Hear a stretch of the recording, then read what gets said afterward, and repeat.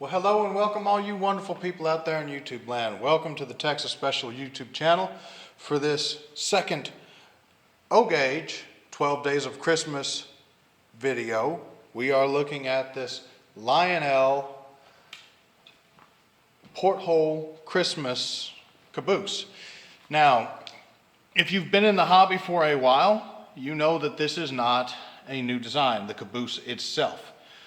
The paint job might be, well, when it was introduced, it might have been, but as far as the actual model itself, this is based on an old Lionel model, a porthole caboose that they offered in several road names in the post-war period.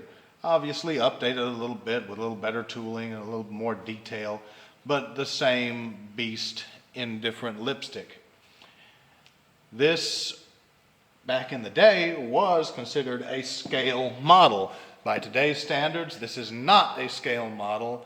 It is a fairly detailed O27 or standard O type freight car by today's standards. Now, this guy was built brand new back in 2008 is what it looks like the stamping says. Yes, 2008. So this is from the 2008 catalog. Excuse me. To my knowledge, this was a separate sale item. Feel free to correct me if I'm wrong, but I believe this was a separate sale Christmas item. The paint job on this is very striking indeed. There's very clean separation between the gold trim, the silver trim, and the green of the body. Now, the body of the car is molded in this green plastic, so all the lettering and the striping are actually, as I said, the striping is paint and the lettering is a decal, and it's a very well done decal. It wraps very well around the ridges of this panel here, as well as the individual rivets molded onto the panel. No flaking, no cracking, everything wraps around all the bumps and ridges very nicely as it's supposed to.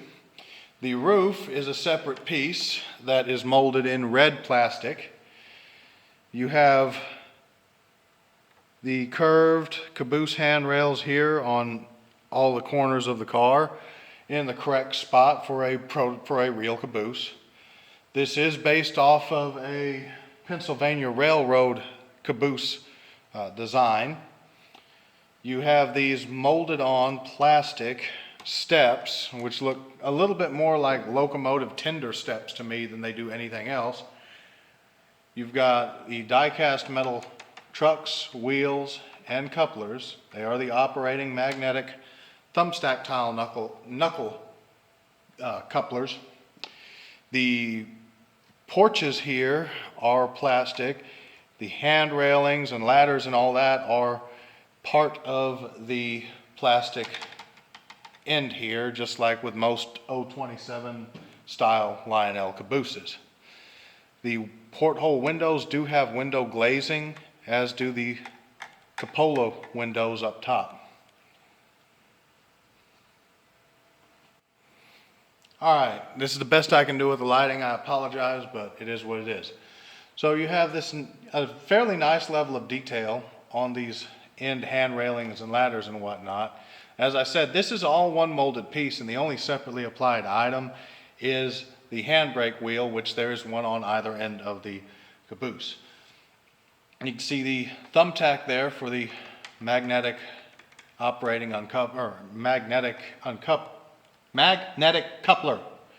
It is intended to work with a Lionel magnetic uncoupling track section or similar product. I don't know how well you can see it, but there is actually some very nice rivet detailing all along the little individual body panels of the car. You have a molded in door with latch, and you also have the squared off handrails right here to assist with climbing the steps here.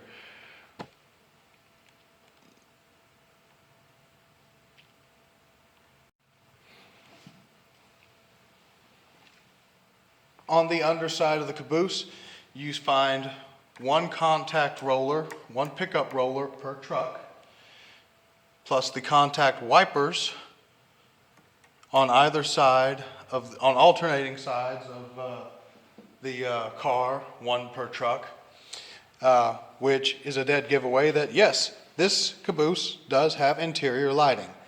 It does not have smoke, but it does have interior lighting.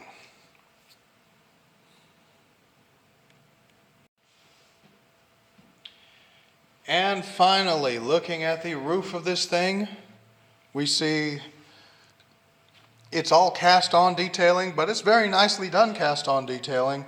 The only thing I see that is missing is a smoke jack, or the exhaust pipe for the wood stove or coal burning stove that these cabooses had in them at the time, which this one might have had an electric heater, I don't know, but I know every caboose has a smoke jack, so I'm gonna chalk that up to a missing detail.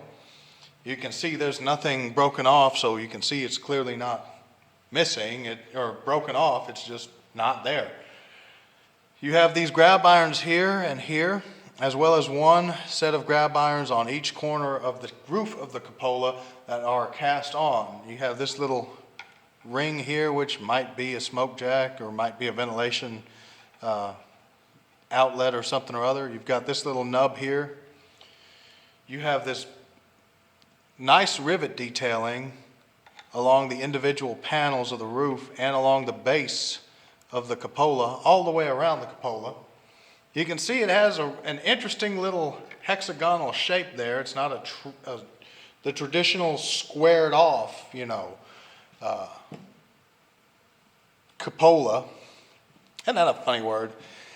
And then you also have these cast on walkways on the top of the roof. All in all, this is a very nice model. Much as I wish I could say this is mine or my wife's, this is actually the property of one Mr. Ethan Tait, whose engines and rolling stock you have seen on this channel before, be it run videos or other product reviews.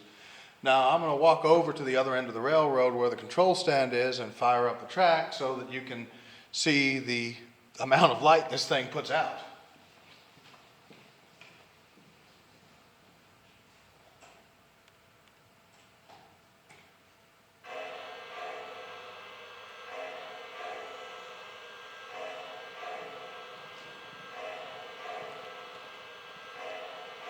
So as you can see, this thing puts out a fair amount of light. It's fairly visible, and there's no mistaking this thing for a unilluminated car rather than an illuminated car. Now we're going to tack this thing onto the back of our train that we have here on the TexLa Model Railroad Club's modular O-gauge layout and send this guy around the track. I neglected to mention that it will operate on 027 curvature, so there is no curvature of track that this thing won't run on. And the same can be said for yesterday's review, or excuse me, the last O-gauge review, the Lionelville Candy Cane Company tank car. It will also run on 027. My apologies for leaving that out.